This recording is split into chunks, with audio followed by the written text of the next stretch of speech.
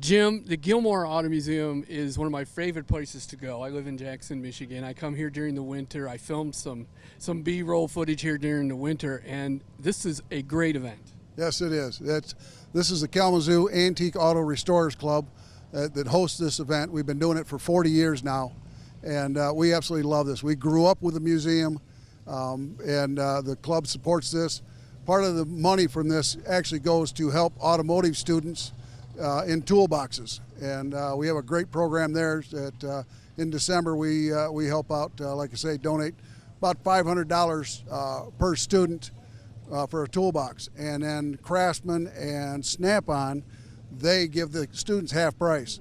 So you think about an automotive student going into the automotive industry, $1,000 worth of tools, and that's one of the benefits of doing this show. Okay. And it's very exciting to bring all eras of cars into this show. And we get everything from your 1996 all the way back to 1896. There's been some fantastic cars that have rolled through. Here's a CUDA here coming right now. I mean, you just got to love these vehicles.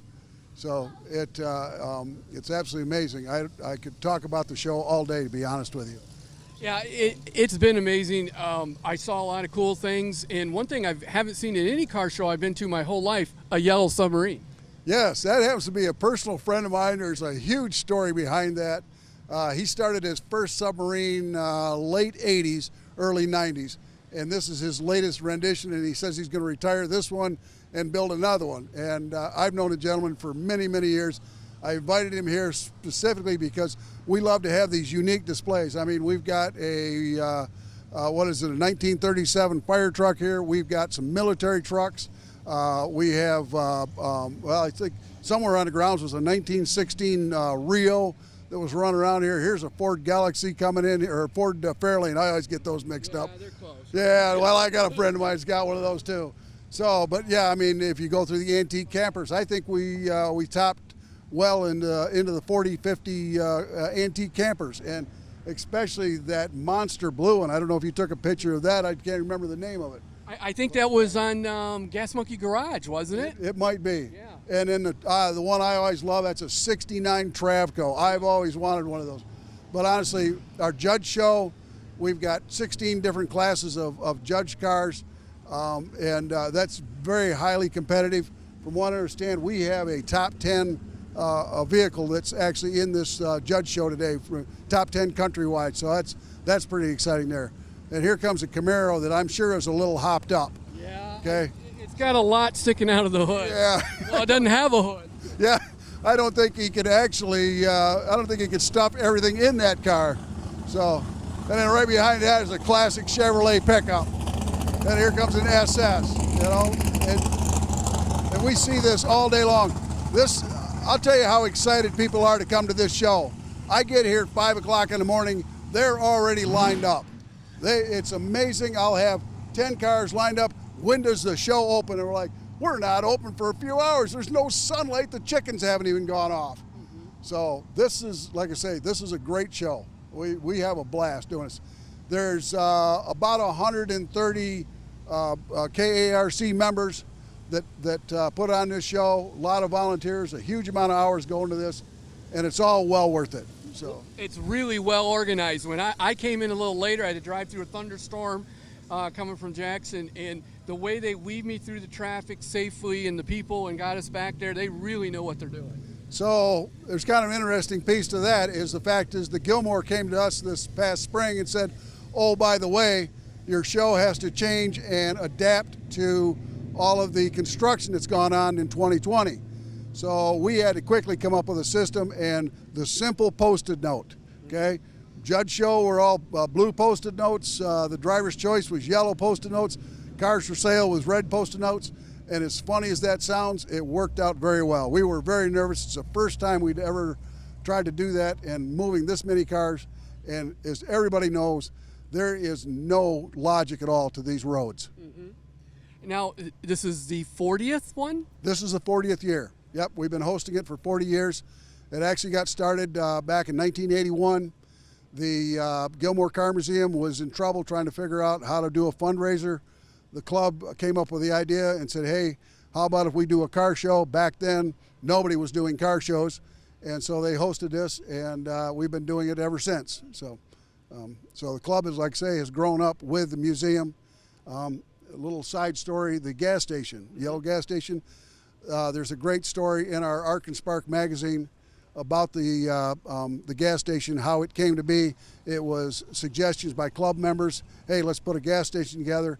A couple of great people that funded it, and a lot of the club members put effort into volunteering to help actually build that. So it's like I say, we just absolutely love this museum, and I tell everybody, you're going to hate yourself if you come here expecting to go through a museum in 2 hours. It's not going to happen. This is a full day just for the museum alone, and on a day like today, we bring in 1,200 cars, 1,500 cars into this car show with, and everybody, I honestly hear this as everybody's like, I can't see it all, and that's a great thing to hear. So. Yeah, I always say this is the hidden gem of Michigan nobody knows about. When I tell them about it, they look it up, they Google it, and they usually come here. Yes. Oh, yeah. And like I say, to give you the level of excitement, I met two guys on a motorcycle here Thursday night. They were going out, they wanted to have a picture, and they started asking me about the museum and the history of this museum. It started out as a private collection, Don Gilmore and his wife buying a Pierce Arrow. It was going to be the only car. Then it was going to be a few more cars. Well, then it was going to be another collection. And then the barn started happening, and Don Gilmore bought this 90 acres and built this museum, and it really is a celebration of the art of a car. Okay, and everything is out here. And matter of fact, I don't know if this year you got out and saw our Tesla, our Chevy Volt, the Chevy EUV, and the Mach-E. Yep. Okay, and we had the electric submarine. Right. Well, I can't wait for the next one. It's exciting. We're already planning it. All right. We're already planning it. It's a blast. Well, thank you, and what a great job you guys did. Thank you. It's all about the volunteers putting this together. So now you got to get some rest. No doubt. Yeah, we're looking forward to a long nap. So thank you.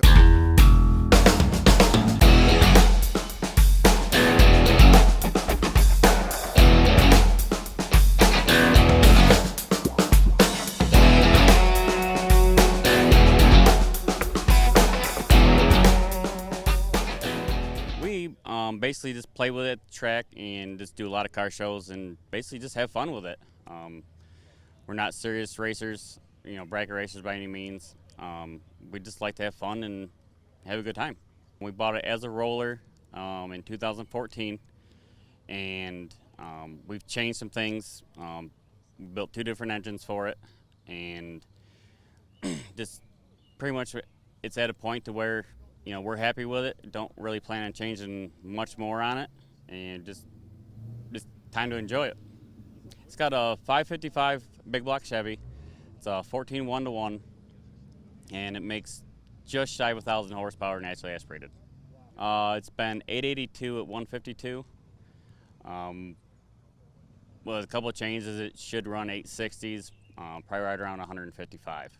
It's fun. You kind of get tunnel vision.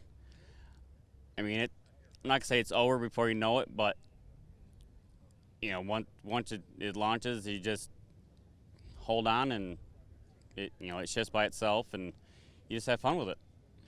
Basically, you got the Kirky seats with a 5-point harnesses, then the window net that's required just to keep things from coming in that aren't supposed to come in, and like I said, it's a full tube chassis with a funny car cage in it, and I can take this down. It's got delay box with the automatic shifter. It's got the air compressor built in behind the passenger seat. Yep. This is the delay box.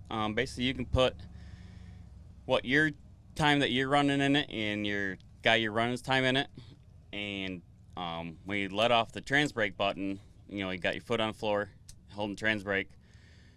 As soon as you let off the button, the delay box will delay the trans brake from releasing for however long you have it set, and instead of leaving off the bottom bulb, you release the button off the top bulb, and then that's how that controls it. And then this is the shift module. This dial, we set the RPM to where we want it to shift. Then the solenoid right here gets air from the compressor that's built in behind the passenger seat. And once it hits, we have it set for 7,000 RPM shift, so as soon as it hits 7,000, the solenoid activates the shifter and brings it down into the next gear. Basically, I just hold on and it just goes. It's got turn signals, left and right, 4 ways. It's got the high-low switch, factory style high-low switch on the firewall, but not on the floor. But it still has that. It does have a fire suppression system in it. It's got a couple nozzles in the car, then a couple nozzles in the engine compartment.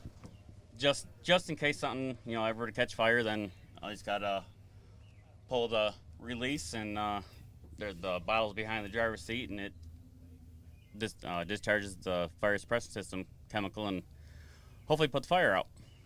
Got the parachute right here to help slow the car down at the at the end of the track.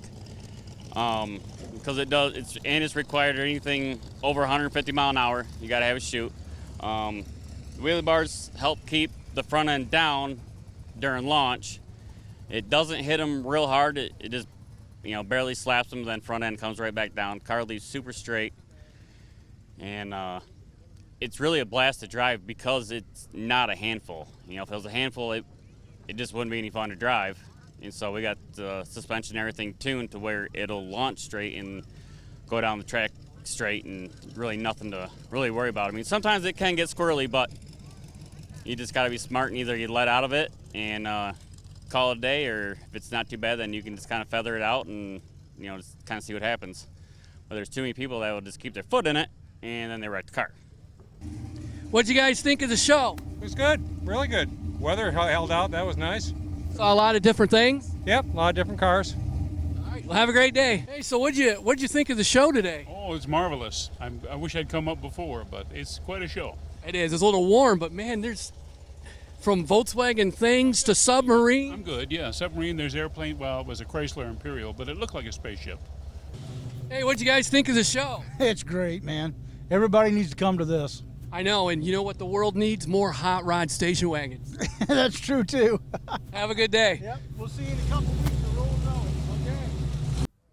Well, everybody's starting to pack up and go home, so I've walked around. I've seen a lot. If I didn't even scratch the surface, if you get a chance next year, you have to come to the Red Barn Spectacular at Gilmore Auto Museum in Hickory Corners, Michigan. Don't miss it.